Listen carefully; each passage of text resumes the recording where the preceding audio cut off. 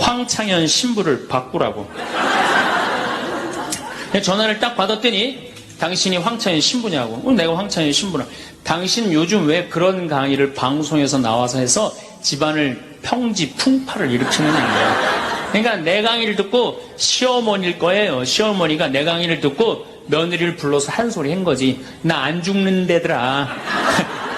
너 나 다 나 위해서 쓰다가 나 통장에 500만 원만 남길 테니까 나한테 유산 받을 생각 꿈도 꾸지 말아라.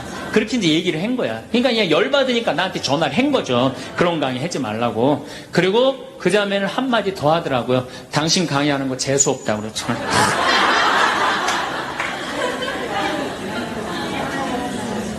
내가 그 전화를 받고 기분이 좋았겠어요? 나빴겠어요?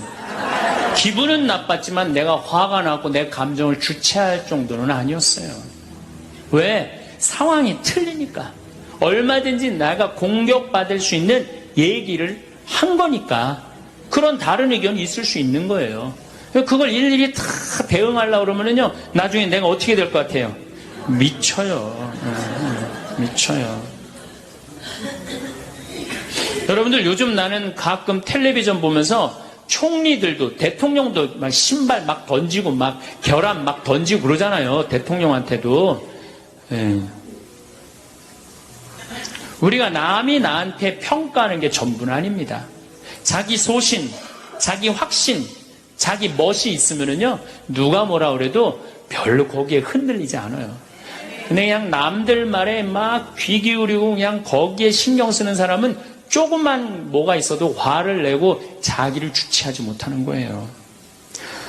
루카복음 9장 51절을 보면 예수님이 사마리아를 통해 예루살렘으로 올라가려고 할 때 사마리아 사람들이 예루살렘에 간다는 이유로 예수님을 거부해요. 들어가지 못하게, 동네를. 그 동네로 지나가면 지름길로 갈 수 있는데, 그러니까 야고보하고 요한이 열받아갖고 뭐라 그러냐면 하늘에서 불을 내려다가 살러버릴까요? 얼마나 열받았으면은 하늘에서 불을 내려다가 살러버릴까요? 그래요. 근데 예수님은 이 둘을 꾸짖고 돌아가세요. 아, 예수님도 돌아가는데 우리가 화가 난다고 그냥 열 지르는 사람마다 전부 다 정면 돌파할 필요는 뭐가 있어요? 그렇지 않겠어요? 우리도 예수님처럼 돌아갈 상황이 되면 돌아갈 줄 알아야 됩니다. 세상 사람들이 다 나를 몰라준다 해도 화낼 일도 아니에요. 공자님은 뭐라고 그러셨느냐? 진정한 성인은 자기를 몰라줘도 분노하지 않고 유유자적할 줄 아는 사람이 진정한 성인이라고 그랬어요. 내가 누군데 나를 몰라봐. 왕년에 내가 이 거리를 주름 잡던 사람인데 이 성당 지을 때 내가 어떻게 했는데 나에게 이럴 수가 있어. 내가 시집와서 똥구녕이 찢어지게 가난한 이 집 이렇게 일으켜놨는데 나를 무시할 수 있어? 이렇게 자꾸 자기 도치에 사로잡히면은요, 나중에 다른 사람하고 부닥치게 되고 잘난 척하게 되는 그런 꼴이 된다. 그런 꼴이에요. 여러분들, 반대로 모두를 사랑할 수 있어요? 내가 모든 사람들한테 사랑받을 수도 없지만은 반대로 사랑할 수 있느냐? 다 사랑할 수 있어요? 쉽지 않죠? 내가 본당 신부 해보니까 다 사랑하는 사람이 있긴 있더라고요. 누가 다 사랑하느냐면 머리에 꽃 꽂은 여자가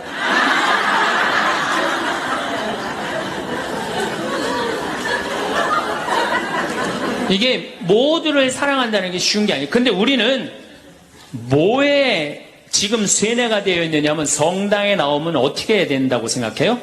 모두를 사랑해야 된다고 생각하지 않아요? 나를 괴롭히는 사람, 나를 미워하는 사람, 나한테 힘들게 하는 사람 다 사랑해야 된다고 생각해요? 그렇게 생각하잖아요. 그리고 은연중에 그런 교육을 받았어요. 은연중에. 근데 성서에 모두를 사랑하라는 구절은 없어요. 서로 사랑하라고 그랬지 모두를 사랑하라고 하는 구절은 없어요.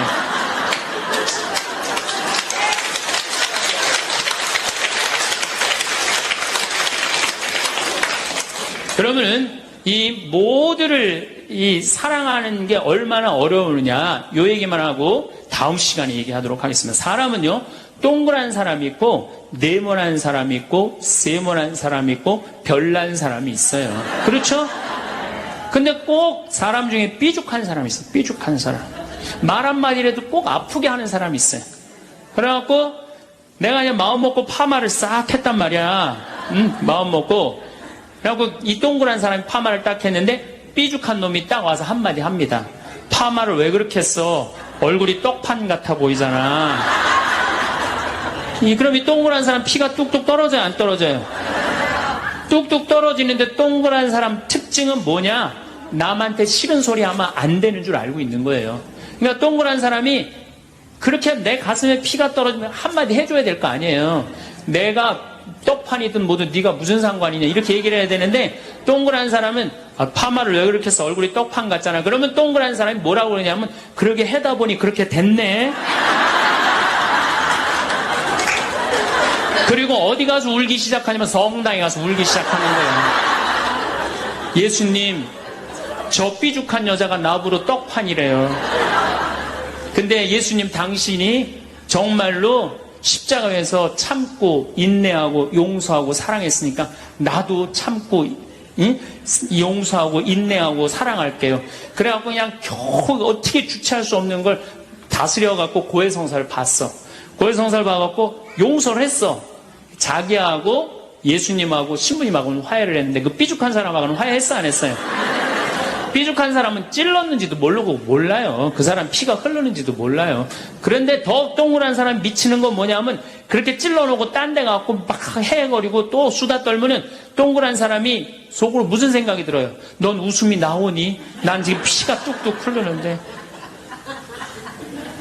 가을이 돼갖고 그냥 또 그냥 마음 먹고 성당을 나왔는데 삐죽한 놈이 동그란 사람한테 한마디 또 합니다.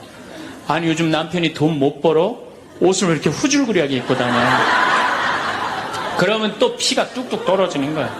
이 동그란 사람 여러분들 삐죽한 사람 만나야 돼? 만나지 말아야 돼? 만나면 안 돼요. 이 삐죽한 놈 누구 소개시켜줘야 되냐면 별난 놈 소개시켜줘야 돼. 별난 놈. 찔러도 안 나오는 별난 놈. 네? 이런 놈 소개시켜줘야지 어떻게 모두를 사랑할 수 있어요. 그거는 불가능한 얘기예요. 모두를 사랑한다는 거. 그러니까 여러분들 오늘 이후로 나는 모든 사람을 사랑할 것이다. 그러면 나중에 누가 망가지냐면 내가 망가져요. 네. 모두를 사랑하면서 자기가 완전히 망가지는 거예요. 모두를 사랑하면서 기쁨은 다행인데 모두를 사랑하면서 그걸 끌어안느냐고 속에서 부글부글 끓어. 그냥 화가 꽉 차 있는 거죠. 우리가 미국에서 10년 전에 하버드 대학에서 교수님 한 분이 행복론이라는 강좌를 열었어요. 그런데 처음에는 많은 사람들이 의아했어요. 왜 의아했냐면 하버드 대가 어딥니까? 세계 최고의 대학이죠. 쟤네들이 안 행복할 일이 뭐가 있느냐. 좋은 대학에 가고 미래가 보장되어 있는 아이들인데. 그래서 처음에 수강생들이 7명밖에 안 됐어요. 그런데 해가 가면 갈수록 하버드에서 가장 인기 좋은 강좌가 행복론이 됐어요. 마지막에는 요즘은 거의 1000명 정도 듣는다고 그래요. 학생의 1000명이. 그러니까 거의 다 듣는다고 봐야죠. 사실 우리가 이 세상을 사는 이유가 뭐예요? 행복하려고 사는 거 아니에요? 이 세상을 사는 이유가? 내가 자식 공부 열심히 시키고 내가 돈 많이 벌고 여러분들처럼 좋은 아파트 환경 좋은 데 가서 사는 이유도 다 뭐예요? 행복하기 위한 거예요. 그런데 이걸 뒤집어 보고 자세히 들여다보면은 행복이 뭔지를 모르고 어떻게 하면 행복하게 사는지를 모르고 내가 어떻게 돈을 쓰면 행복하게 사는지를 모르는 사람들이 대부분이에요. 뭐 때문에 사는지를 모르는 사람이 너무 많아요. 그래서 우리나라는 초등학교 태어나면서부터 공부하기 시작합니다. 어디 들어가려고? 서울대학 들어가려고. 그래갖고 서울대학이 몇 퍼센트 들어가요? 1% 들어가요. 그럼 나머지 99%는 무슨 생각이 들어요? 참 난 불행하다. 그런 생각 참 많이 해요. 그리고 그 부모는 내가 서울대학에 들어보내려고 있는 돈 없는 돈 다 쏟아보냈는데 내 자식이 서울대학 못 가고 저 지방 무슨 3대학에 들어갔어. 그럼 부모는 어떻게 생각해? 부모도 나도 불행하다고 생각하는 거야. 애도 불행하고 본인도 불행하고. 그럼 서울대학 들어가는 애는 행복하냐? 밥 먹고 공부만 해갖고 20살 때까지 공부만 해갖고 서울대학에 들어가는 애는 행복하냐? 저는 아니라고 생각해요. 그래갖고 직장에 겨우 들어간 지는 20대 백수 천지입니다. 아예 직장 들어가는 걸 포기해요. 길이 없으니까. 그럼 죽어라고 에너지는 젊은 청춘은 청춘대로 날리고 20대는 공부해갖고 취직도 못하고 그래갖고 결혼해갖고 55세까지 어떻게 합니까? 또 애 교육시켜야지. 또 내가 얼마 전에 그 어느 용인에 있는 유치원에 엄마들한테 이렇게 강의를 이렇게 갔는데 너무너무 그 원장 선생님한테 슬픈 얘기를 들었어요. 그 유치원 애들한테 그 유치원이 제가 보기엔 전국에서 제일 좋은 것 같아요. 마당도 넓고 시설이 너무너무 좋아. 그런데 그 유치원에서 다른 유치원으로 간대요. 영어 때문에. 그 유치원은 영어를 안 가르치니까. 그러니까 그때부터 애들을 괴롭히기 시작하고 본인도 괴로운 거예요. 여기를 보내야 되냐, 저걸 보내야 되느냐. 얼마 전에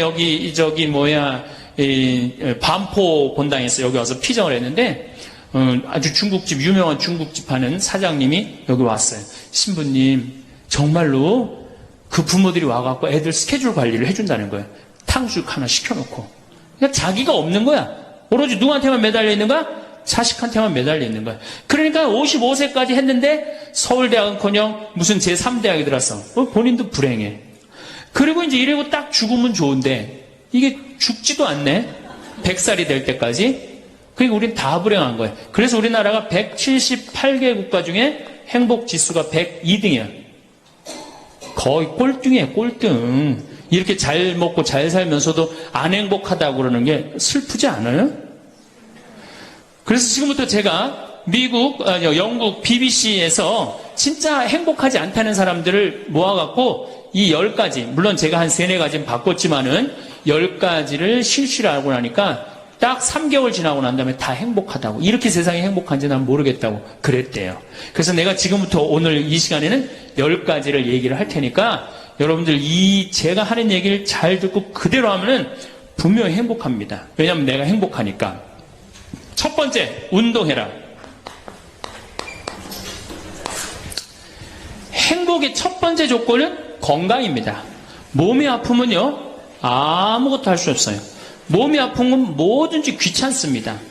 몸이 아프면 자신감도 없습니다. 몸이 아프면은 돈도 빠져나갑니다. 그러니까 내가 행복하려고 그러면 제일 먼저 뭐 하면 돼요? 운동하면 돼요.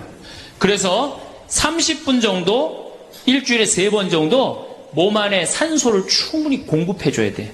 몸 안에 산소를. 그러면은 모든 기관이 다 좋아져요. 산소 공급해주는 제일 좋은 방법은 뭐예요? 걷는 거, 산에 가는 거. 그리고 뭐 그것도 여의치 않으면 여러분들 스트레칭 하는 거. 그리고 내가 조금 돈이 있다, 수영장 가는 거. 수영장 가는 거 참 좋아요. 벤자민 플랭클린이라는 사람이 미국의 독립 선언문을 기초한 분이에요. 이분이 뭐라고 그랬냐면 여러분들 잘 아는 유명한 얘기입니다. 재산을 잃으면 조금 잃은 거고, 명예를 잃으면 반을 잃은 거고, 건강을 잃으면 다 잃었다 그랬어요. 건강을 잃으면 다 잃은 거예요. 저도 원래 관절염이 있었어요. 그래갖고 내 동창들이 나보고 40살 네가 넘어서 살면은 이별여행 가준다고 그랬어요. 세계 이별여행. 그때까지 못 살 것 같았거든. 그리고 내가 보좌 신부 때도 교우들이 나한테 그랬어요. 아, 신부님 곧 쓰러져서 죽을 것 같아요. 그랬어요. 정말로 그렇게 건강이 안 좋았어요. 근데 제가 수영을 하면서부터 건강해지기 시작해서 수영하면서. 지금 수영장 25m 풀 40바퀴 한 번도 안 쉬고 돕니다. 한 번도 안 쉬고. 그거 어려운 거 아니에요. 조금만 여러분들 투자하면. 그걸 이제 그런 이 건강에 자신이 생기니까 요즘 뭐를 해요? 스킨스쿠버 다이빙을 합니다. 이게 지구상에 여러분들이 보는 건 30%예요. 70%는 어디가 있어요? 바다에 가 있어요. 바다 안에 들어가 보면 정말로 아름답고 신비해요. 그러니까 건강하니까 옛날엔 꿈도 못 꿨죠. 제가 바다에 들어간다는 건 꿈도 못 꿔. 나 하나 걸어 다니기도 힘들었는데. 근데 지금은 너무너무 좋고 행복해요.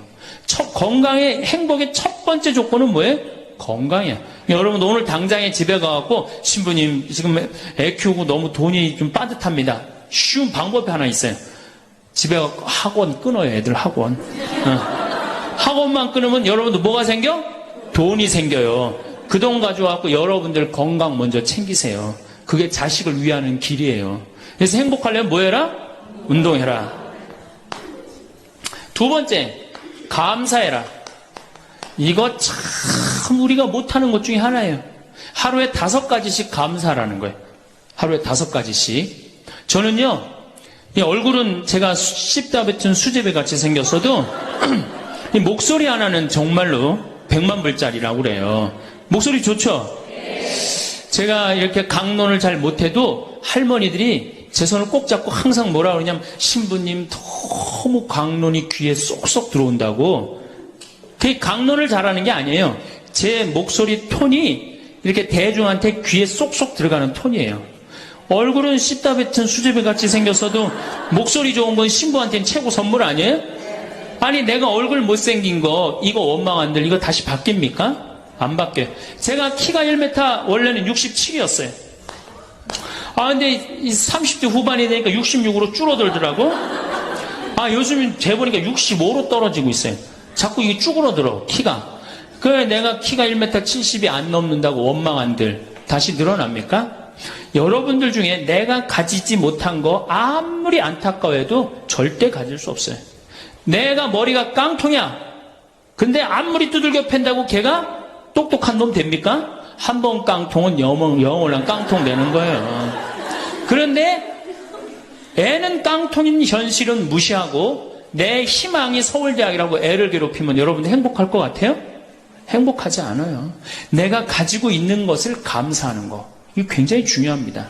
제가 군대 가기 전에 우리나라를 한 바퀴 여행을 해야 되겠다. 그리고 청량리에서 기차를 타고 강릉 앞바다에 딱 도착을 했는데 새벽에 태양이 뜨는데요.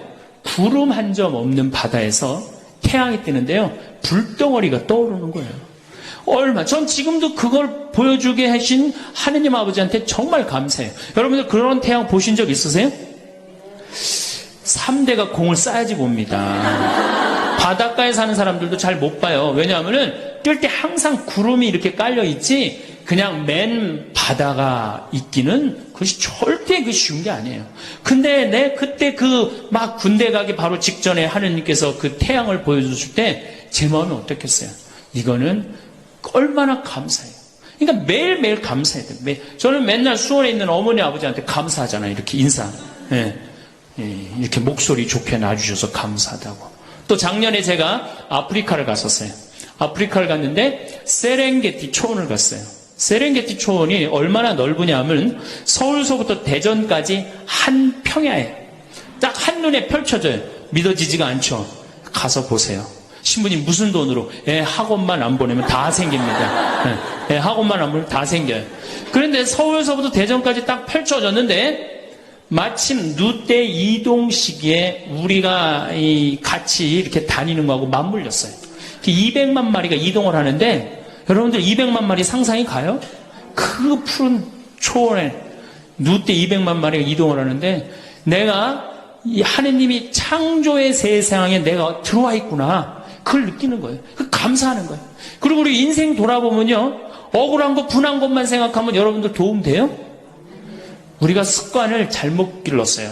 우리 할머니들 나하고 대화 꼭 해보면은 내가 지난번 강의 때도 말씀드렸지만 신부님 내 말 좀 들어보세요. 그럼 꼭 대동아 전쟁부터 억울하고 분한 것만 다 나열한단 말이야.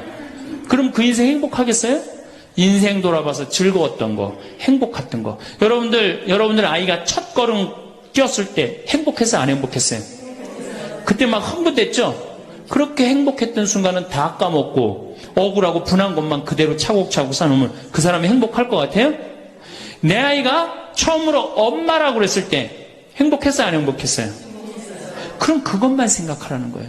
지난 과거를 돌아볼 때 즐거웠던 거, 행복했던 추억만 마음에 자꾸 쌓일 때 내 마음이 이뻐지는 거. 우리 성가에도 내 마음은 주님께서 가꾸시는 작은 정원이라는 노래도 있잖아요. 근데 그놈의 정원이 그냥 가시반 그냥 미움, 분노, 증오만 꽉 차 있다면 그 밭이 행복한 정원이 되겠어요? 정원이 안 됩니다. 여러분들 아파트 입주했을 때 동백지구에 행복했어요? 안 행복했어요? 행복했죠. 그 앞뒤로 산이 다 있고 얼마나 좋아요. 그렇죠? 그런 것만 해란 말이에요. 자식이 깡통인 거 막 거기에만 매달려 있고 그러지 말고. 그래서 5가지 감사를 드리라는 거예요. 우리는 감사드릴 이유가 얼마나 많아요. 여러분들 나무는 한번 저 자리에 딱 심어지면은 100년이고 1000년이고 움직일 수 있어요? 없어요? 근데 우리는 움직여갖고 지금 경기도 이 강원도까지 와갖고 여러분들 맑은 공기, 이 꽃 가득한데 여러분들 산책하는 거 보니까 꽃 속에서 꽃이 산책하는 것 같아요. 너무 보기 좋더라고. 얼마나 좋아요. 물고기는 물 속에서만 살 수 있어요. 그렇죠? 근데 우리는 하늘도 날고 땅도 걷고 바다도 들어가고 인간으로 태어난 게 얼마나 풍요로워요. 인간은 굉장히 풍요로운 존재예요. 생명력에 있어서. 그 풍요로움을 내가 마음껏 누리고 느끼고 살아가는 사람이 있는가 하면은 뒷방에 처박혀갖고 원망하고 분노하고 저주하는 사람, 그러고 살아가는 사람이 있어요. 여러분 어느 걸 선택하시겠어요? 먼저 거를 선택하시는 게 굉장히 중요해요. 그래서 항상 감사해라. 세 번째, 대화해라. 이게 100년 살 사람들의 숙제 중에 숙제입니다. 대화가. 왜냐하면 이게 30년 공자님 시대엔 평균 연령이 38세였어요. 대화할 시간이 어디 있어요. 애 놓고 애 키우고 그러다 죽기 바쁜데.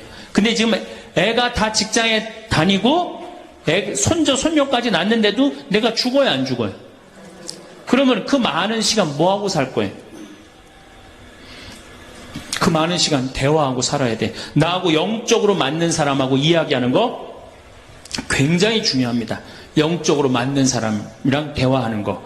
나는 우리 신부들하고 대화하는 거 참 좋아하는데, 나는 우리 그 동기 신부들도 뭐 친한 편이지만은 우리 선배들하고도 많이 친해요.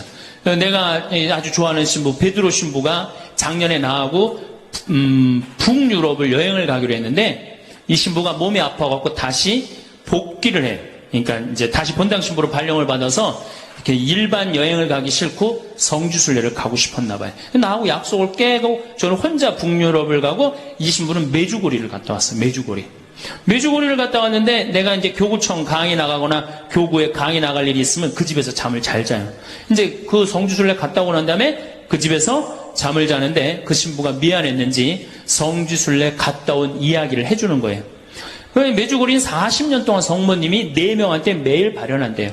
한 명한테는 부활 때, 성탄 때, 또 한 명한테는 8월 매달 15일에 이렇게 발현을 한대요. 그곳에 이제 갔는데, 거기서 신부님을 한 분 만나셨대요.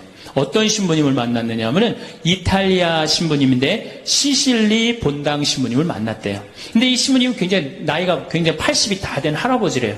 근데 이 할아버지가 신앙의 여정이 특별했던 거야. 이 할아버지 신부님은 태어나면서부터 엄마가 뭐라고 그랬냐면 너 신부 되라 그랬대요. 그러니까 머릿속에 딱 신부에는 아무것도 박혀 있는 게 없는 거예요. 그리고 엄마가 얼마나 무서웠느냐 하면은 주일미사를 빠지면은 빨개 벗겨갖고 내쫓았대요. 신부 될 놈이 주일미사를 빠진다고. 그리고 일주일 굶겼대요. 그러니까 한 번도 다른 걸 생각해 본 적이 없는 거, 무서워갖고 엄마가. 그리고 자기는 신부가 팔자인 줄 아는 거예요. 그래갖고 신부가 됐으니 뭐가 행복해? 자기가 원하는 것도 아닌데 이끌려서 그냥 신부가 됐는데, 그래갖고 정말로 신앙심 없이 이 신부님이 10년을 그냥 살았대요. 그 신부님도 아마 엄마 죽으면 이제 관둘라고 이제 이게 언제 죽나 기다리는데, 이제 사제로 생활을 한 지 10년이 됐는데, 자매들하고 어느 날 같이 있는데 자매 중에 하나가 마귀가 걸린 거예요. 그래갖고 막 마귀짓을 하는 거예요. 막 마귀짓을 해요. 그래갖고 주위의 자매님들이, 그때 1950년대니까 구마기도 함부로 못했거든요. 신부만 할 수 있었어요. 신부님 빨리 하셔라. 난 못한다. 왜 못하시냐? 사실은 내가 신앙심이 없어갖고 이렇게 안수기도를, 마귀를 쫓는다고 안수기도를 하면은 그 마귀가 금방 내가 신앙이 없는지 알아볼 거다. 그래서 나한테 들어올까봐 나 무서워서 난 못한다. 그래도 신부님밖에 없는데 어떻게 하시냐? 신부님이 하셔라. 그래서 어쩔 수 없이 구마기도를 했대요. 머리에 손을 얹고 뭐라고 이 신부님이 기도했느냐면, 마귀야 부탁이니 제발 나한테만 들어오지 말아다오, 이렇게 기도를 했대요. 그런데 마귀가 나간 거예요. 그러고 자매가 깨어나고, 신부님 너무 감사하다고, 나 마귀 쫓아내줘서. 그런 소리 하지 마라. 난 마귀 쫓아낸 적 없다. 그저 나한테만 들어오지 말라고 그랬다. 아니라고. 신부님이 머리에 손을 얹었을 때 성령의 힘이 얼마나 셌는지 마귀가 자기를 끌고 나가려고 그랬는데 못 끌고 나갔다는 거예요. 그때 신부님 마음이 조금 뜨거워진 거예요. 나같이 신앙심 없고 나같이 이게 수동적인 인간도 주님께서 도구로 쓰시는구나. 그래서 조금 마음이 열렸어요. 마음이 열려도 이 신부님은 너희는 모두 이것을 받아 먹어라. 이는 너희를 위하여 내어줄 내 몸이다. 이렇게 하면서도 20년 동안 미사를 하면서도 정말 거룩한 변화가 일어날까 의심을 했었대요. 아직도 내 신앙이 약하니까 안 일어나겠지. 근데 20년째 너희는 모두 이것을 받아 먹어라. 이는 너희를 위하여 내어줄 내 몸이다. 그러는데 예수님의 목소리가 딱 나와서 예수님이 하는 걸 느끼겠더래요. 그러니까 미사도 누가 지내는 게 아니다? 내가 지내는 게 아니라 내 몸을 빌어서 예수님이 지내는구나. 이탈리아 시실리 섬 본당 신부인데 이게 마음이 너무 뜨거워진 거예요. 뜨거워져갖고 어떻게 했느냐? 길거리에 뛰쳐나가고 선교를 하기 시작한 거예요. 그래서 7,000명을 선교를 했대요. 그냥 대단한 거죠. 그거 대단한 거예요. 근데 이 신부님이 이제 예수님도 사랑하고 신앙심도 굳고 사제로서 이제 너무 행복해. 그런데 문제가 하나 있어요. 어떤 문제가 있냐면 자기 엄마가 너무너무 무서웠기 때문에 예수님 엄마도 무섭다고 생각을 한 거예요. 그래서 평생 성모님한테 한 번도 의지를 한 적이 없는 거예요. 간구를 해본 적도 없고. 내가 이렇게 사제로서 이제 모든 게 다 됐는데 우리 성모님한테 내가 우리 예수님, 이 좋은 예수님 낳아주신 성모님을 사랑해야 되지 않겠느냐. 그래서 보스니아 크로아티아에 있는 메주고리에 이제 운전하고 갔대요. 갔는데 성모 발연동산에 딱 도착을 했는데 성모님이 그 발연동산에 느껴지는 품이 성모님이 나를 평생 이 품에서 내가 성모님 품에서 이제까지 보호받아 왔구나를 그냥 느끼겠더래. 그냥 이 신부님이 너무너무 행복한 거지. 그래서 매년 그 메주고리에 와갖고 세계에서 오는 신부들한테 자기 신앙을 고백을 하는 거예요. 나는 이렇게 사제로 평생 살면서 이런 은총을 받았다. 그걸 이제 우리 베드로 신부가 듣고 와서 나한테 얘기를 해주는데 한 새벽 한 3시간을 얘기를 해주는데 그 시간이 너무너무 은혜로운 거예요. 얼마나 그런 영적으로 통하는 사람이 있으면은 행복해요. 그렇죠? 여러분들, 그래서 여러분들 이제 대화가 뭐 요새 무슨 프로에 대화가 필요해 그런 것도 있다며요. 대화가 꼭 필요해요. 여러분들이 여러분을 영적으로 이끌어줄 스승이 필요해요. 신부님, 나는 사실은 저 사람이 굉장히 마음에 드는데 저 사람이 나한테 관심이 없어요. 저 사람이 영적으로 깊은데. 그러면은요, 내 돈 들여서 먹을 거 사주면서 얘기하시면 돼요. 여러분들, 내가 뭘 얻으려면 반드시 어떻게 해야 돼요? 투자해야 됩니다. 그러니까 영적으로 깊은 사람 선물도 사주고, 예? 밥도 사줘가면서 내가 접근해야지. 가만히 있는데 누가 나를 봐줘요. 적극적이어야 돼. 적극적이어야 돼. 그래서 대화 꼭 여러분들 필요하다는 거. 제일 좋은 건 남편이죠. 근데 남편이 안 되면은 주위에 다른 사람들, 주위에 영적으로 깊은 사람들 많아요. 또 뭐 판교가 뭐 땅값이 좋대더라, 뭐 동탄에 그 아파트 거기 상가가 좋대더라, 이런 사람 말고 정말로 삶의 질이 높은 사람, 영적으로 하느님 나라를 정말 갈구하는 사람, 이런 사람하고 가까이 지내고, 그런 사람한테 가까이 지내려면 어떻게 해야 돼? 내가 먼저 다가서야 돼요. 그래서 대화가 꼭 필요하다. 네 번째, 공부해라. 이거 정말로 중요한 것 중에 하나예요. 우리가 초등학교 6년, 중고등학교 6년, 대학교 4년 배워서 몇 살까지 울고 먹어요? 50까지. 실질적으로는 대학교 졸업하고 2년만 지나면 자기가 배운 게 다 끝난대요. 그런데도 우리는 공부 안 하고 어떻게 해? 그냥 사는 거예요. 50부터 100살까지 남은 인생 또 50년 남았는데 어떻게 해요? 그냥 사는 거예요. 아니, 용감해도 그렇게 용감할 수가 있어요? 공부를 안 하고? 저는 제가 신부가 돼서 환경에 너무너무 관심이 많았어요. 그런데 저는 인문학을 공부했잖아요. 종교 철학, 뭐 신학 이런 걸 배웠는데 환경을 딱 접근하니까 너무 어려워. 무슨 BOD가 어떻고, 뭐 COD가 어떻고, PPM이 어떻고, PPT가 어떻고, PPB가 너무너무 어렵더라고요. 그래서 내가 공부를 해야 되겠다. 그래서 아주대학교 산업공학과 환경공학과에 공부를 했어요. 대학원을. 2년을 공부하고 나니까 석사 학위가 나오더라고요. 석사 학위가 나오니까 환경부에서 연락이 왔어요. 신부님, 지금 전국적으로 60명 환경 강사를 모집하는데 천주교에 보니까 공학 석사 하겠다 하신 분이 계시니까 좀 나와주라고. 그럼 해라고. 그래갖고 이제 한강관리청인가 하여튼 어디에 제가 이름이 등록이 됐어요. 전국으로 다 뿌려줬어요. 그런데 천주교 교우들이 교육을 담당하면 다 날 부르는 거. 환경교육을 담당하면. 전라도 고구미라면서 저를 불러요. 일반 주부대학에서. 고구미 어디냐? 그랬더니 일단 비행기를 타라고 그러더라고요. 광주행 비행기를. 광주행 비행기를 탔어요. 여러분 고구미 어딘지 아세요? 여러분들도 모르죠? 광주행 비행기를 탔어요. 비행기를 탔더니 이제 자가용이 날 데리러 나왔어요. 자가용을 타고 나주를 지나고 영암을 지나고 무슨 완도 있는 데까지 갔어요. 이제 다 왔나 보랬더니 전화를 끄랬더니 배 띄우라고 막 전화를 하더라고요. 배를 띄워갖고 배를 타고 섬으로 건너갖고 거기서 또 차를 타고 30분 정도 들어가니까 전라도 고금도라는 데예요. 우리나라 맨 끄트머리. 얼마나 좋아. 전국에 다니면서 강의해서 좋아. 그분들 천주교 신부 한 번도 본 적이 없잖아요. 신부가 와서 환경 강의하니까 선교해서 좋아. 강서료 받아서 좋아. 또 거기 멸치가 주산지라고 멸치 선물 받아서 좋아. 공부하면요, 여러분들 할 일이 너무너무 많고 인생이 너무너무 다이나믹한 인생이 기다려져요. 호스피스를 배워도 되고, 무슨 공예를 배워도 되고, 자수를 배워도 되고, 수지침을 배워도 되고, 도자기를 배워도 되고, 플룻을 배워도 되고. 남은 인생이 50년이란 말이에요. 50년. 여러분들 50년이 짧아요? 앞으로? 그런데 공부 안 하고 그냥 버티고 그냥 살 거예요? 이제 공부하셔야 돼요. 공부를 하셔야만이 여러분들의 인생이 행복해집니다. 5번째, TV 시청을 반으로 줄여라. 이게 이제 문제 중에 문제예요. 제가 전전 시간에도 TV에 대한 얘기를 했지만 현대의 하느님이 누구예요? 저는 십자가에 계신 예수님이 하느님이라고 생각 안 해요. 현대의 하느님은 TV님입니다. 가정방문 다녀보면은 거실 정가운데 누가 모셔져 계셔요? 텔레비전님이 모셔져 계셔요. 텔레비전님이 모셔 계신데 쇼파는 누굴 향해서 배열되어 있어요? 텔레비전님을 향해서 배열. 말씀하십시오. 당신 종이 듣고 있나이다. 텔레비전님이 시키는 대로 다 합니다. 마가 좋으니 마를 사 먹어라. 그럼 다음날 다 줄 서서 마 사 먹고, 도라지가 좋으니 도라지를 사 먹어라. 그러면 또 다 도라지 사 먹고. 텔레비전이 시키는 대로 하는 거예요. 아침에 일어나고 누구한테 제일 먼저 문안 인사드려요?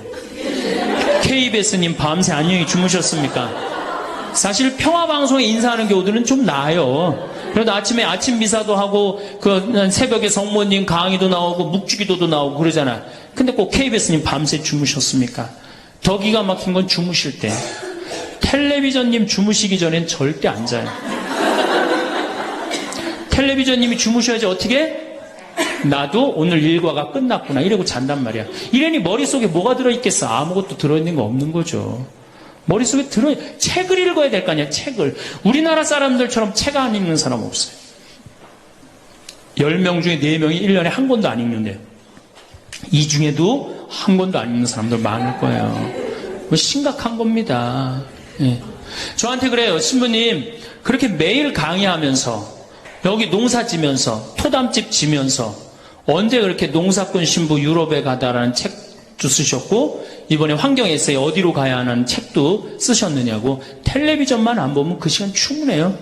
여러분들 하루에 3, 4시간씩 무슨 일 집중해서 한 6개월 하면은 무슨 일 만들어내지 않겠어요? 얼마나 우리가 텔레비전 하늘만큼 땅만큼 끝나고 무슨 재미로 사나 했더니 미우나 고우나라네. 미우나 고우나 오늘 끝나면 이제 또 무슨 재미로 또 살아요? 또 다른 거에 엄마가 뿔났다 이거 봐요. 보고 살아요? 여러분들 텔레비전은요 좀 미안한 얘기지만 구조가 똑같아요. 부잣집 아들 가난한 집 딸, 아니면 부잣집 딸 가난한 집 아들, 이룰 수 없는 사랑에 못된 시어머니. 예? 그렇죠? 그게 매년 똑같이 반복되고 똑같은 내용이에요. 그거를 10년 동안 그 앞에서 시간을 보낸다고 생각해 보세요. 아깝지 않아요?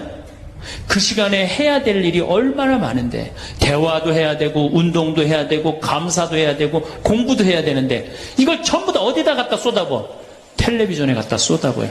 그리고 여러분 텔레비전을 보면 볼수록 어떤 의식이 늘 것 같아요? 패배의식이 늘어납니다. 텔레비전을 보면 볼수록 마음의 갈등이 일어나요. 제가 유럽의 가정에 초대를 받아서 이렇게 가보면요 거실에 텔레비전 있는 집 하나도 없어요.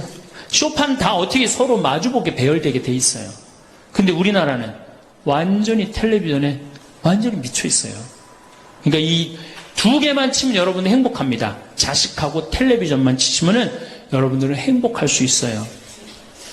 6번째, 신앙생활을 해라. 자, 우리가 현대를 살아가면서 정말로 우리가 인간이 정말 최고로 잘난 것 같고 요즘 과학기술을 보면 정말 못하는 게 없는 것 같잖아요. 근데 왜 석유값이 뛰고 왜 굶어 죽는 나라가 37개국이 생기고 그래요? 이건 하느님을 잃어버렸기 때문이에요. 하느님의 진리에 따라 인간이 살지 않으면 인간은 원하지 않는 방향으로 갑니다. 하느님께서 원하지 않는 방향뿐만 아니고 인간 본성이 원하지 않는 방향으로 가요. 저는 여기서 살면서 이 산을 보면서 강을 보면서 항상 하느님한테 감사해요. 저 하느님 너무너무 감사합니다. 이렇게 맑은 공기 주셔서 감사합니다. 이 아름다운 세상 주셔서 감사합니다. 감사하다 보면 우리가 조금 뭐라 그럴까요? 겸손해져요. 근데 이게 다 자기 것인 줄 알고 막 파괴하기 시작하면요, 자연이 파괴되면 결국은 누가 파괴돼요? 인간이 파괴되는 거예요. 그러니까 우리가 하느님께 가까이 가면은 자연도 일치가 되는데 하느님으로부터 멀어지면 멀어질수록 자연도 파괴되는 거예요. 그래서 여러분들 신앙생활 하십시오. 아까 제가 천주교 조금 욕을 했는데 그래도 천주교 괜찮아요. 아주 제가 보기에는 무슨 우리 교우들 어두운 데로 안 끌고 가요. 더욱이 내 동창 중에 또 옛날에 죽산성당 아시죠? 죽산 성지 있는 데 있죠? 거기 내 동창 신부가 그 본당 신부로 있었는데 그 신부 너무 재미난 얘기를 해줬어요. 아니 옆에 30년 동안 개신교 다니던 할머니가 어느 날 개종을 했대요. 성당으로. 똑같이 열심히 나오더래요. 교회 나가는 것만큼 훨씬. 근데 이 할머니가 다리가 부러진 거예요. 그래갖고 택시 타고 또 계속 나오는 거예요. 그래서 본당 신부가 그랬대요. 할머니 이렇게 맨날 택시 타고 나오고 그러니까 그러지 말고 내가 봉송 잘 테니까 아픈 동안 나오지 말아라. 돈 들여서. 그랬더니 이 할머니가 하시는 말씀이 신부님 괜찮아요. 그래도 이 성당 다녀보니까 저 교회 다닐 때보다 여기 성당 다니는 게 훨씬 싸게 먹히니까 걱정하지 말라고. 여러분들 그래도 이 천주교 제일 싸게 먹혀요. 싸게 먹히지, 괴롭히지 않지, 딴 길로 안 끌고 가지. 정말로 하느님께 우리가 의지하고 산다는 거, 이거 굉장히 나를 위해서 좋은 거예요. 또 우리가 이 세상 사는 목적이 뭐냐면 내 영혼 구원이에요. 나중에 이제 기회 있으면 제가 한 번 더 말씀을 드릴 텐데 죽어서 영혼의 세계는 반드시 있습니다. 그 영혼의 구원을 위해서 우리가 간구해야 돼요. 그래서 신앙생활은 행복을 위해서 가장 기초 중에 기초라는 거. 7번째, 웃어라. 이게 웃는 게요, 우리가 행복으로 가는 길에 최고의 지름길이에요. 웃는 게. 그런데 우리나라 사람들이 잘 안 웃어요. 얼마나 안 웃느냐면 내가 이제 이렇게 도시에 나가고 엘리베이터를 타요. 엘리베이터를 타면은 얼굴 모르는 형제가 이렇게 눈이 마주쳐도 제가 웃어줘요. 빵긋 웃어주면은 저쪽에서 같이 싹 미소를 줘주면 참 좋을 텐데 저쪽에 있는 남자가 딱 내가 빵긋 웃어주면 어떻게 하냐면은 내가 저놈을 어디서 봤더라 이러는 표정으로 날 쳐다보는 거예요. 근데 여러분들 유럽을 가고 제가 미국을 가고 아프리카를 가고 파푸아 뉴기니를 가고 인도를 가도 눈 마주쳐갖고 제가 웃어주면 다 웃어줘요. 근데 절대 안 웃는 나라가 우리나라예요.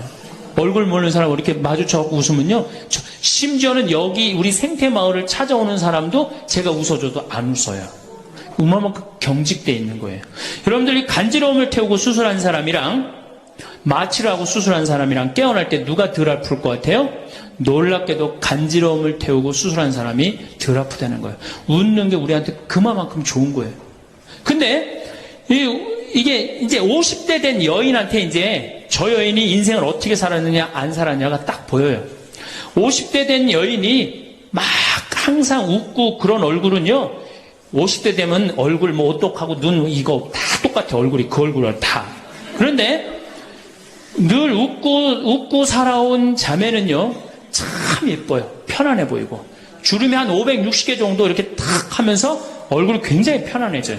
근데 이게 안 웃은 여자는 주름이 17개밖에 안 생긴대요. 그러니까 560개면 자갈자갈하니 이쁜데 부담스럽지 않은데 17개면 얼마나 부담스러워요. 이마에 칼자국 나인 거지. 쫙 굵은 주름 여기 쫙. 이 사람은요 웃어도 무서워요. 예, 웃어도 무서워요. 그러니까 여러분도 웃으면서 사세요. 제가 보통 강의를 이렇게 다니면 일반 주부대학 이렇게 강의를 달 때는 아해모 어해줘요. 얼마나 잘 웃는지 몰라요. 근데 내가 일반 공무원들 이렇게 강의를 갈 때가 있어요. 특히 무슨 이렇게 과장들 이런 그런 분들 한 번은 한 200명을 강의를 했는데 죽는 줄 알았어. 내가 2시간 내내 한 번도 안 웃는 거예요. 내 강의를 듣고. 그런데 여러분들 남녀 수명의 차이가요 6년이 납니다. 6년이. 여성이 83세, 남성이 76세. 이제 뭐 6년, 7년이 나요. 전 그 원인이 어딨나 가만히 생각해 봤더니 여자는 참 잘 웃어요. 깔깔거리면 자기네들끼리. 남자는 직장에 가도 안 웃고 집에 와도 안 웃고 그러니까 빨리 죽는 거야. 여러분들 오늘 여기서 많이 웃었으니까 내가 보기에는 120살이 아니라 123살까지 살 것 같아요. 네. 오래 살으면 안 되긴 안 되는데 안 죽는 걸 어떻게 해요? 이제 안 죽는 걸 어떻게 해요? 나도 그거 잘 아는데 여러분들 민주주의하고 공산주의가 결정적으로 갈린 이유가 뭐라고 생각하세요? 승패가 어디에 있다고 생각하세요? 저는요 공산주의를 이렇게 보면요 웃음이 없어요. 그렇죠? 가만히 생각해 공산주의 생각하면 소련, 동독 뭐 이런 거 생각하면 웃음이 있어요 없어요? 없죠? 그런데 민주주의 생각하면 유머가 있고 웃음이 있고 영화를 봐도 즐거운 영화만 있잖아요. 공산주의는 막 딱딱하고 결국은 그래서 망한 거예요. 인간은요 웃느냐 웃지 않느냐에 따라서 행복이 결정됩니다. 여러분들이 늘 웃고 산다 그럼 여러분들은 행복의 길로 가는 거예요. 여러분들도 인상 쓰고 산다 그럼 여러분 불행의 길로 가는 거예요. 그러니까 웃어야 돼. 또 웃는 사람한테 매력을 느낀다는 거예요. 웃는 사람한테, 잘 웃는 사람한테 매력이 느끼면 인간관계도 좋아지는 거 아니에요? 아 내가 재미난 얘기를 했는데 인상 빡 끝날 때까지 남들 다 웃는데 한 사람만 끝까지 안 웃어. 그러면 여러분들 끝까지 안 웃는 사람한테 여러분들 무슨 생각할 것 같아? 저 사람이 다음에 있으면 다시 재밌는 얘기 저 사람 앞에서 안 한다. 그러니까 그 사람하고는 어떻게 된 거야? 담이 자꾸 생기는 거예요. 담이 자꾸. 그러니까 어떻게 해야 돼요 여러분들? 웃으세요. 그리고 유머를 많이 배워두는 것도 좋아요. 오늘 저한테 강의 들은 거 이거 잘 외웠다가 가서 얘기해주고 또 제 테이프에 나오는 거 잘 들었다가 얘기해주면은 어디서 그렇게 재미난 얘기를 해서 또 얘기 좀 해줘봐. 그러면서 사람이 사는 거예요. 사람은요 수다를 떨면서 살아야 돼. 수다. 제가 한번 본당 신부 때 여러분들처럼 이렇게 젊고 예쁜 본당에 내가 본당 신부를 했었어요. 막 자매들이 막 수다를 떠는 내가 지나가는데 막 당황해 하면서 어쩔 줄 몰라 하더라고요. 분명히 내 욕을 한 거예요, 보니까. 그래서 제가 뭐라고 그랬어요? 그 자매들한테? 괜찮아. 이게 성당 다니면서 본당 신부 욕하는 재미가 최고 재밌는 거야. 아니 뭐 성당 다니면서 그런 욕도 하는 무슨 재미로 살아. 걱정하지 말고 해든 수다 계속 떨으라고. 우리 신부들 주변님 욕하면서 사는 거예요. 그러니까 사람이 수다를 떨면서 살아야지 행복하지 참고 산다고 다 좋은 건 아닙니다. 절대. 그러니까 참고 살지 마세요. 제발 이거 우리 성당에 뭐 원수를 사랑해라 왼뺨을 대면 다른 뺨을 돌려대라 이거 아주 미치는 교리 중에 하나예요. 여러분들 다 사랑할 수 있어요? 여러분들 주위에 있는 사람 다 사랑할 수 있어요? 다 사랑하는 사람 딱 두 종류예요. 미치든가 예수님처럼 빨리 죽든가 둘 중에 하나예요. 우리는 다 사랑할 수 없어요. 그러니까 다 사랑하려고 그러다가 미치지 말고 내가 좋은 사람 내 마음에 드는 사람에 더 많은 시간을 뺏기고 아니 뾰족한 놈이 있단 말이야. 별난 놈이 있고 네? 그렇죠? 근데 내가 이 사람한테 가면 자꾸 찔려. 그런데 성당에 갔는데 서로 사랑하시오. 그래갖고 다음에 또 갔는데 여기 또 찔려. 그래갖고 또, 너무 미운데 성당에 가니까 또 내 탓이오. 3번 하고 난 다음에 사랑해. 제가 가서 또 찔려.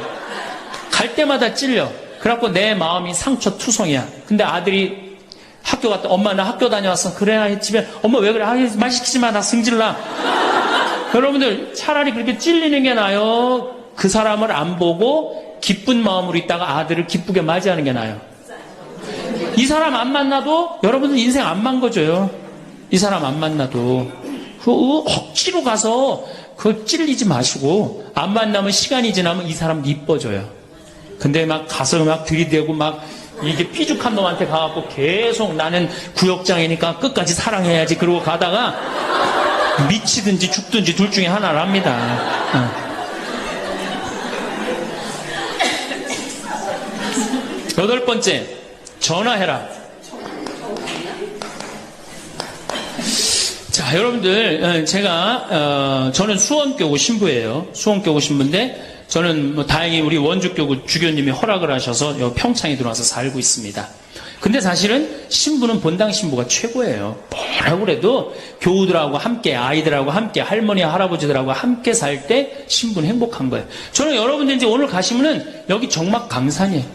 여기 해 떨어지면요, 내 다리도 안 보여요, 내 다리도. 해 떨어지면 내 다리도 안 보여. 여기 아까 잠깐 앉아서, 아우, 신부님 너무 경치가 좋다고 그러는데, 딱 하루 좋은 거예요. 하루 좋은 거지. 이걸 일주일, 2주일, 여기 해 떨어져갖고 뭐 산책 나가면 내 다리도 안 보이는데 어디를 산책을 나가요. 굉장히 외롭습니다. 여기 앞에도 전원 5세대가 돌았는데 3세대가 우울증으로 나갔어요. 그럼 나도 여기서 교우들 뭐 몇천 명 속에서 살다가 평창에 들어와서 살면은 우울증 걸릴 수 있잖아요. 내 동창이 20명이거든요. 동창이 20명이나 되는데 왜 나한테 전화하는 놈 한 놈도 없지? 걔네들이 날 잊은 건 아닐까? 나는 왜 교구 밖으로 와서 이 고생을 하고 살까? 난 우울하다. 그럼 알아주는 놈 누가 있어요? 아무도 없어요. 어떻게 하면 돼? 내가 먼저 전화하면 되잖아. 아주 너무 쉬운 거 아니에요. 내가 전화해갖고 너 성당은 잘 짓고 있느냐? 너 요즘 큰 성당에 갔는데 어떻게 잘 지내냐? 내일은 내 동창이 또 우리 집에 와서 있겠대. 몸이 안 좋아갖고. 그러니까 그 전화를 하니까 동창들이 와서 안식년도 여기 와서 지내고, 아프면 여기 와서 지내고, 허리 수술에도 와서 지내고, 그러니까 외롭지 않은 거예요. 사랑도 먼저 하는 게 중요한 거지, 나한테 누가 해주지 않을까? 죽을 때까지 안 찾아옵니다. 남녀의 사랑 문제가 아니라 인간이 살아가면서 그런 거예요. 그러니까 내가 먼저 전화하라는 거예요. 굉장히 중요한 거예요. 내 동창 중에 지금 복음화국장, 우리 수원교구 복음화국장 내 동창인데, 얘가 로마로 유학을 갔어요. 있기 전에도 뭐 친하게 지냈지만 유학을 갔는데 이놈이 한 달에 3번 어김없이 전화하는 거예요. 생태마을 농사는 잘 되냐? 잘 돼. 그럼 또 다음에 전화해갖고 생태마을에 피정은 많이 들어오냐? 많이 들어와. 또 다음에 전화하고 너 몸은 안 아프냐? 안 아파. 다음 달에 또 전화해. 생태마을 피정은 많이 들어오냐? 생태마을에 농사는 잘 되냐? 6년 동안 변함없이 전화하는 거예요. 내가 전화 한 번 우리 성당 여기 사무실로 전화해갖고 우리 사무장한테 우리 저기 황 신부님 뭐하고 지내느냐고 그 정도로. 그러니 싫어할래야 싫어할 수가 있어요? 얼마나 나를 그렇게 전화해주면 고마워. 그 흠이 있다면 꼭 수신자 부담으로 하는 것 빼고는 너무너무 좋아요. 여러분들도 전화번호를 적어놓고 그렇게 하십시오. 9번째, 시간이 없으니까. 자, 자기 자신을 사랑해라. 자기 자신을 사랑하지 않는 사람은 어느 누구도 사랑할 수 없어요. 자기 자신을 사랑하지 않는 사람은. 근데 이게 50대 된 아줌마들을 보면 다 쌈순이야, 쌈순이.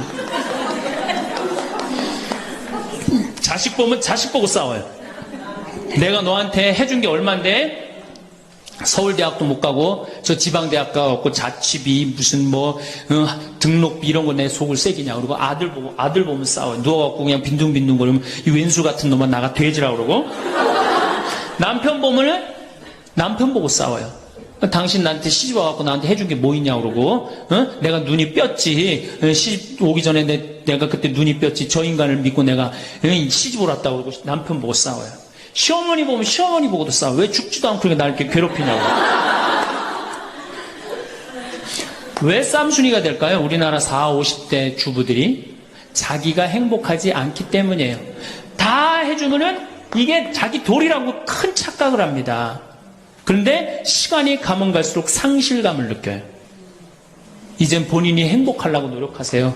여기 암 걸린 분들, 마지막에 이제 더 이상 살 수 없는 분들이 나한테 와서 면담을 해요. 특별히 자매님들이 나한테 면담을 할 때 울며 불며 통곡하는 얘기가 뭔지 아세요? 왜 다른 사람들한테는 그렇게 최선을 다했는데 왜 나한테 한 번도 맛있는 거 안 먹이고 나한테 좋은 거 한 번도 구경 안 시켜주고 왜 한 번도 나한테 못 해줬느냐고. 그런데 이제 죽으니 너무너무 나 자신이 불쌍하고 나 자신이 너무너무 억울하다는 거예요. 여러분들이 이제 자신을 위해서 쓰세요. 신부님 돈이 어디 있어요? 학원만 안 보내면 돼요. 또 대학 다니는 자식 있으면 어떻게 당장 오늘 집에 가고 휴학시켜요. 니네가 벌으라고. 우리나라처럼 이렇게 자식한테 끝까지 대주는 나라는 아무 나라도 없어요. 미국은 졸업하고 30년 동안 대학 학비를 갚습니다. 다 자기가 갚아요. 우리나라처럼 결혼할 때까지 다 대주는 나라는 아무도 없어요. 그런데도 부모 자식 지간이 가장 안 찾아가는 나라가 우리나라가 1등이에요. 사랑이 제대로 안 된 거죠. 제대로 된 사랑을 안 하는 거죠. 나도 본당 신부로 이렇게 있으면서 냉면을 먹고 싶어. 그럼 총회장이 사줄래나 부회장이 사줄래나 성모회장이 사줄래나 안 기다립니다. 냉면 먹고 싶으면 어떻게? 내가 가서 사 먹어요. 내가 냉면 먹고 싶은지 누가 알아? 내가 가서 사 먹으면 되지. 그러니까 아무도 못 얻어먹어서. 그럼 이제 가을 지나고 나면 가을 때, 강론 때 내가 교우들이 여기 3,500명이라며 교우가 3,500명 냉면 하나도 못 얻어먹었다. 그럼 교우들이 무슨 생각할 것 같아? 우리 신부님 챙겨주는 사람 하나도 없고 빨리 장가 보내드려야 되겠다. 이런 생각한단 말이에요. 그래서 나는 내가 사 먹어요. 내가 사 먹는 동시에 혼자 사 먹으면 청승 맞잖아요. 회장님들 데려와서 내가 사줘요. 내 돈으로. 신부님 무슨 돈이 있어서? 나 강사료 많으니까 다 사줘요. 근데 우리 천주교 교우들은요, 먹고 떨어지는 법이 없어요. 언제 효과가 나타나? 내 영명 죽일 때 다 돌아와요. 그러니까 어떻게? 나도 행복하고 교우들도 행복하고. 얼마나 좋아. 자기 자신을 사랑하십시오. 자기 자신을 귀하게 여겨야만이 그런 나를 보고 다른 사람이 행복한 거예요. 엄마가 맨날 인상 쓰고 있으면 자식이 행복하겠어요? 남편이 행복하겠어요? 시어머니가 행복하겠어요? 늘 밝은 모습으로 이렇게 행복하게. 그러니까 여러분들 자신을 사랑하세요. 10번째, 시간이 없으니까 맨 마지막으로는 이웃에게 친절해라. 이게 이제 문제 중에 문제예요. 우리 천주교 교우들이 무겁게 신앙생활 합니다. 십자가의 길도 하고 양심 성찰도 하고 때로는 묵상도 하고 심하게는 관상기도까지 막 어디 다니면서 해요. 근데 실질적으로 그렇게 무겁게 신앙생활 하는 만큼 이웃한테 넉넉하냐? 넉넉하지 않아요. 1,000원 갖고 얼마나 치사하게 구는 줄 아세요? 여러분들 1,000원 가지고 정말 1,000원 때문에 막 갈등하고 괴로워하고 힘들어하고 얼마나 그런 줄 아세요? 여러분들 전철을 탔어요. 마음 편안하게 딱 앉아있는데 갑자기 누가 바구니를 들더니 맹인이 어두운 밤에 캄캄하 이러면 이때부터 갈등하기 시작하는 거야. 이 1,000원을 줄까 말까 이때부터 괴로워하고 얼굴이 빨개졌다 하여졌다. 누가 주래 옆에서? 누가 그런 적도 없는데 내가 100만 원 갖고 괴로워하면 또 이해를 해요. 이건 1,000원 가지고 딸랑 1,000원 가지고 줄까 말까. 그리고 뒷꼭지를 보고 뭐라 그래? 그래도 1,000원을 줄걸.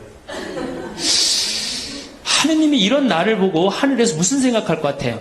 저걸 천당에 데리고 올까 말까. 뭐하러 십자가의 길을 하고 뭐하러 이렇게 심각하게 참회제를 해요? 이런 거 하나도 제대로 못할 거라면은. 재작년에 여기 물폭탄이 터졌어요. 그래갖고 다 잠겼어요, 평창에. 근데 안성에 있는 요셉 양로원, 농아 양로원 할머니들이 전화가 왔어요. 수녀님을 통해서. 신부님 우리가 돕고 싶다는 거예요. 아니 무슨 무료 양로원 있는 할머니들이 돕느냐. 자기네들이 정부에서 나오는 돈이 있대요.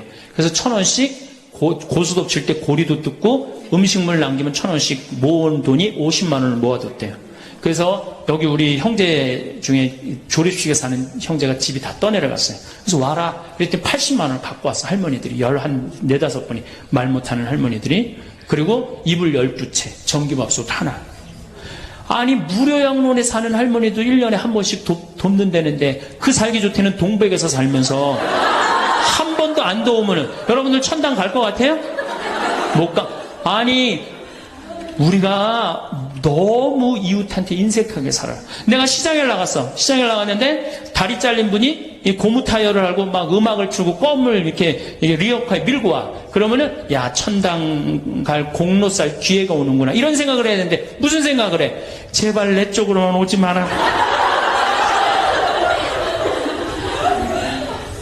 여러분들 교황님이요 뭐라고 그러셨느냐면은 나는 행복했습니다.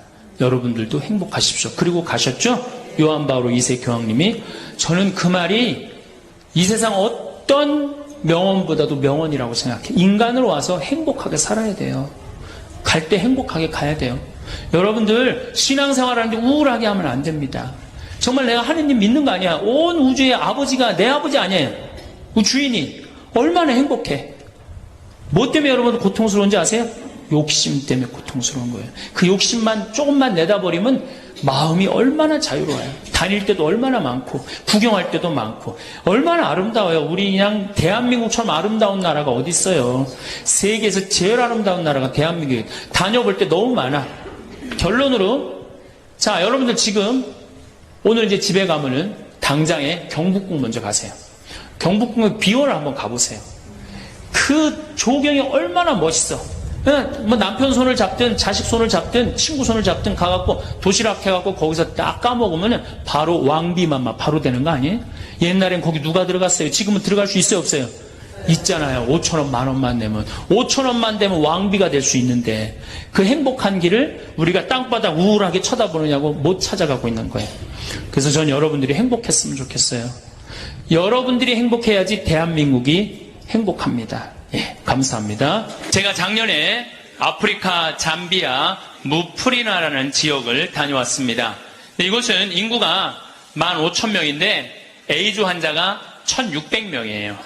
여러분들 요새 에볼라 그러는데 에볼라는 뭐 많이 걸려야 지금 한 10만 명 걸리는데 전 세계 에이즈 환자가 몇 명이냐면 3,500만 명이에요.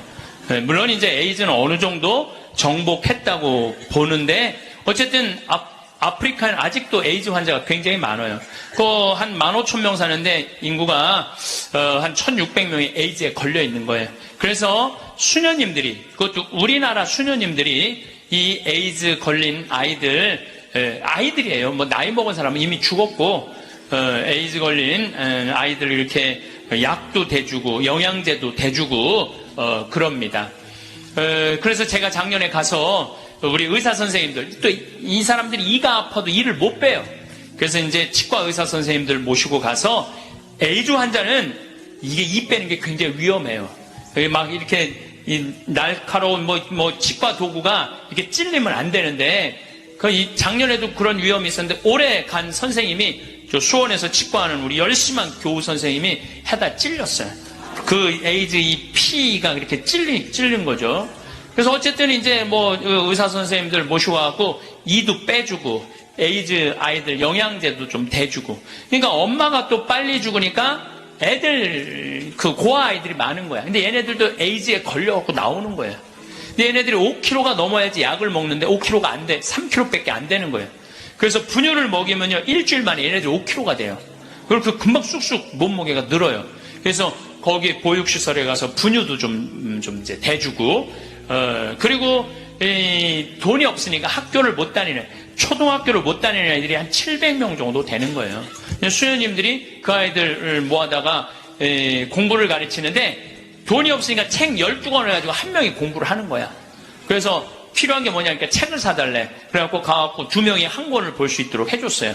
근데 내가 간 결정적인 이유는 나는 생태마을을 꾸미니까 거기에 자카란다 농장이 있어요. 근데 농장이 80만 평이야. 80만 평. 80만 평인데 수녀님이 2만 평밖에 농사를 안 짓고 있는 거예요.